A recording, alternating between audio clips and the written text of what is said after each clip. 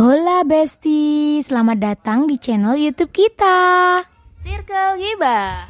Oke, malam ini kita akan bahas apa nih Kak? Bahaya nggak sih kalau kita nitipin anak ke orang lain? Itu deh yang mau kita bahas. Nah, oke, menarik sih. Ini emang problematika kita sebagai emak-emak atau mama muda yang masih bekerja. Aku ngalamin itu sih Kak. Jadi apa nih yang lagi viral tentang pembahasan itu, Kak? Kalau akhir-akhir ini ya, itu ada seorang bayi ya, balita yang meninggal gara-gara disiksa oleh yang ngasuh gitu. Tapi itu orang lain ya, bukan siapa-siapanya kayak gitu sih Kak. Dan itu miris banget gitu. Sedih kalau aku tuh ngebayangin karena sama-sama punya anak kecil gitu ya. Terus tiba-tiba nggak kebayang gitu loh kita yang selama ini mengidam-idamkan anak, kita hamil 9 bulan nunggunya, lalu ngerawat, udah 2 tahun kayak gitu. Terus itu mati di tangan orang lain dan karena disiksa, itu sedih banget sih Kak. Itu bagaimana kasusnya kok sampai yang ngasuh itu nyiksa si balita ini? Nah, kalau dari aku sendiri sih kalau ngebaca atau ngelihat beritanya ya, itu ya karena katanya ibunya itu kerja. Jadi si anak ini dititipin ke orang lain gitu. Ini nggak tahu, kayaknya nggak ada sangkut paut atau nggak ada hubungan keluarga ya. Orang benar-benar orang lain, dan itu bukan di daycare, bukan di tempat penitipan khusus anak. Biasanya kan kalau tempat penitipan rame ya, ada temennya, ada mbaknya, ada CCTV-nya kayak gitu ya. Nah, kalau ini dia benar-benar kayak hanya di rumah, suami istri, dan hanya satu anak itu yang dititip. Jadi ya kayak perorangan gitu loh, Kak. Makanya lumayan bahaya Kalau gitu loh. misalnya itu dititipin ke orang yang privat gitu, dia lebih intens nggak sih ketimbang di daycare gitu?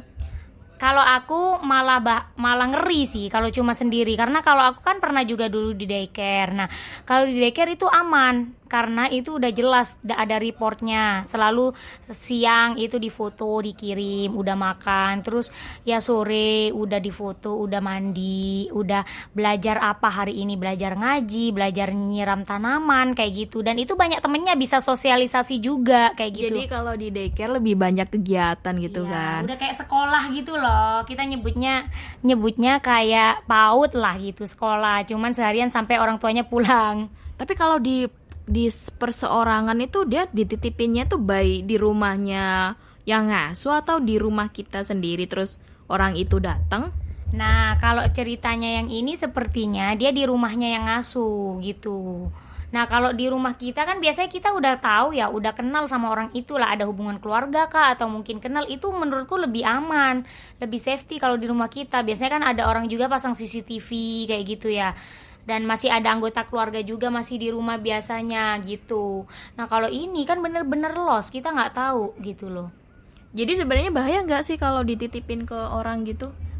Kalau ini sebenarnya aku netral aja ya Kak.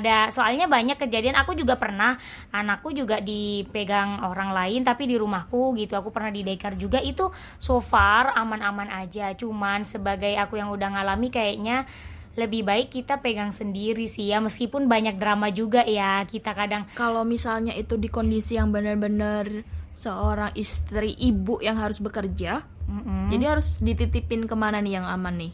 Kalau saran dari aku pribadi, pertama aku menjalani dua-duanya soalnya. Pertama aku pakai babysitter yang di rumah. Tapi itu dari desa, dari rumah aku pribadi, ibuku itu udah kenal deket, udah kayak saudara gitu. Jadi udah percaya banget lah kayak gitu, dan orangnya polos gitu ya, bukan yang muda banget. Jadi yang bener-bener telaten, dia udah pernah ngurusi anak itu pertama. Kalau mau anak kita tetap di rumah. Tapi kalau benar-benar udah nggak ada siapa-siapa lagi, mungkin nggak kenal orang gitu ya, nggak ada orang yang bisa dipercaya, ya di daycare sih kalau di kota. Karena aku juga pernah naruh di daycare, dan ya biasanya awal-awal memang butuh adaptasi anak kita gitu ya, karena teman baru, tempat baru. Tapi kalau di daycare kayaknya lebih banyak teman, terus terjamin, terus terjaga gitu kan? Iya, makanannya pun itu terjamin. Jadi nutrisinya, jadi ada buah, ada sayur gitu. Apa pilihan itu tentang nitipin anak tuh dia harus sesuai budget atau gimana? Ya, pastinya lagi-lagi dikomunikasikan sama pasangan ya. Kita ngobrol dulu. Ini di daycare segini estimasinya gitu kan. Misalnya mau yang harian itu ada, mau yang mingguan ada, mau yang bulanan ada. Tinggal pilih gitu. Kira-kira worth it yang mana? Biasanya kalau awal-awal baiknya mending pilih harian dulu atau mingguan kalau bisa. Karena anak kita takutnya nggak betah ya.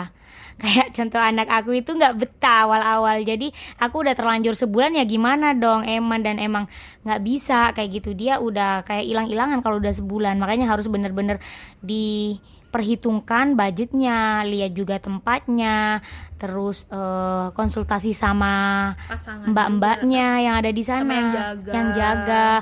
gimana sih biasanya kayak gitu. Oh, berarti sebenarnya ini kalau nitipin anak sih aman-aman aja. Kalau misalnya kita ada pilihan buat bekerja gitu kan. Iya. Cuma emang harus dicek detail banget kan siapa yang akan pegang anak kita ini. Detail, terutama lebih enak sih lebih deket ke rumah kita ya. Jangan sampai kita jauh gitu kan. Pastinya kita mau berangkat kerja nih, terus nganter anak ke kiri, habis itu kita kerjanya ke kanan, atau dari rumah kita jauh dulu. Enggak sih, lebih baik lebih deket rumah kita, enak. Jadi pulang kerja itu kita jemputnya nggak jauh, mau berangkat kerja juga antarnya nggak jauh, kayak gitu enaknya sih ya. Oke, siap. Berarti sebenarnya ini adalah beberapa pilihan yang sebagai mama muda tuh kita harus lebih cerdas, smart gitu kan. Buat nitipin anak kita ke siapa yang kita percaya khususnya gitu. Iya betul, lebih enak lagi sih kalau ada keluarga deket ya, enak sih kayak gitu.